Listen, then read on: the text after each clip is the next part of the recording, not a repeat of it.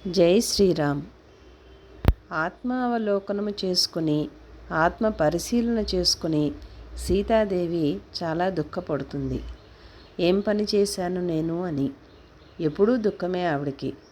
ఆవిడ దుఃఖానికి కారణము రావణాసురుడు తనని ఎత్తుకు వచ్చేశాడని కాదు, రాముడు లక్ష్మణుడు చెప్పింది వినలేదని.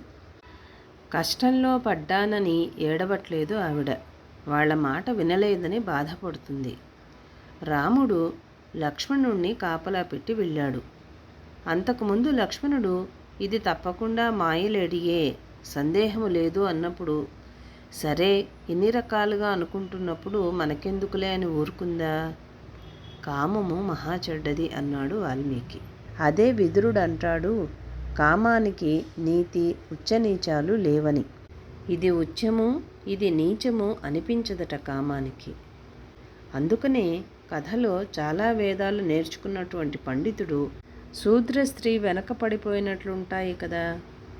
ఒకసారి కామం పుడితే ఏమిటి కొలవద్దా. ఇదేంటిరా నువ్వు ఏమి చూసి ప్రేమించావు అంటే, వాడికి కనిపించింది మిగతా వాళ్ళకెవరికీ కనిపించదు, అది కామము. ఊళ్ళో వాళ్ళందరికీ డోకు పుడుతూ ఉంటుంది. అజామీలుడు చూడబోతే అద్భుతంగా ఉంటాడు, శూద్ర స్త్రీని చూడబోతే కళ్ళు మూసుకోవాల్సిందే. అయినప్పటికీ ఏమిటది? కర్మ.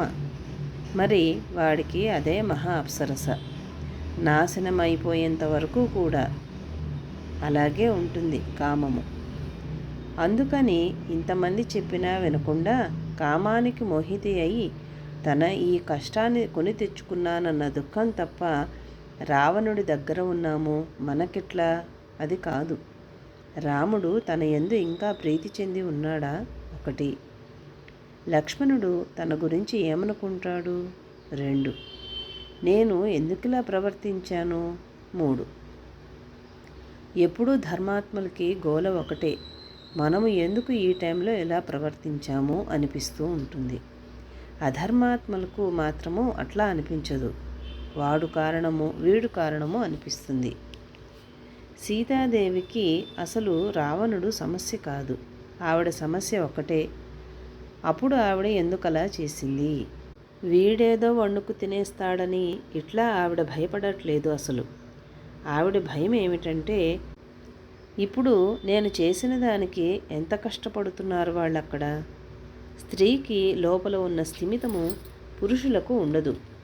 పురుషుడు పైకి గంభీరంగా ఉన్నా లోపల డీల.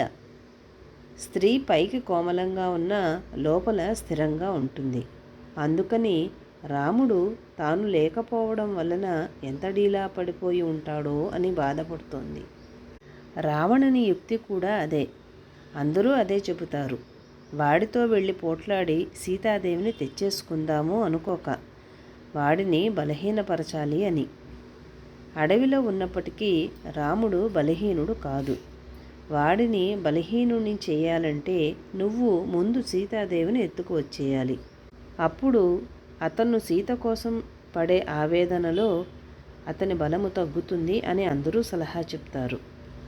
అందుచేత ఆ విధంగా చేశాడు. అమ్మవారికి కూడా తెలుసు ఆయన తన వలన ఎంత దుఃఖం చెందుతున్నాడో. వాళ్ళిద్దరి దుఃఖానికి తను కదా కారణము. అలా ఉంటుంది ఆలోచన. అందుచేత ఈ రావణుడు ఏదో చేసేస్తాడన్న భావన ఆమెకు లేదు. ఒకటి. కావాలంటే అతన్ని తాను సంహరించగలదు, లేదా తనను తాను ఆహుతి చేసుకోగలదు. అందుకు తన తపశ్శక్తి చేత అగ్ని పుట్టించుకుని తానే దగ్ధం అయిపోగలదు. వాడికి అందేటువంటి ప్రశ్న అక్కడ లేదు. అందుకు అన్ని రకాల ధర్మాలు వాళ్ళ మాటలో తొంగి చూస్తుంటాయి. జై శ్రీరామ్.